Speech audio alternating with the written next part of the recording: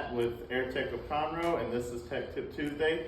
Today we're going to be going over drain lines and some of the drain line issues and why it's so important to have a regular annual maintenance each year. So when your air conditioner system is running, this right here is called our evaporator coil. As it's running, it's creating condensation from the humidity being pulled out from the house. And that humidity and condensation needs to go somewhere, and it comes in the form of water, goes down the drain line. Now, a lot of times, just like a fish tank, these lines come up with water debris and things of that nature, and create algae inside. And a lot of times right here in this trap is where a lot of your blockage comes into play.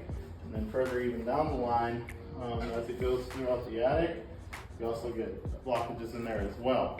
Now, most houses are either ran these days to the sink or they're ran to a stack in the attic. Now, when they're ran to the sink, you have to be very careful because the drain line, with it running to the sink's also back up as well. And a lot of times, mass majority of calls that we get are from the drain lines that run with the main plumbing, with the sinks under cabinets. As simple as removing black hose and removing the debris in the sink, and then that black hose is most of where your blockages are.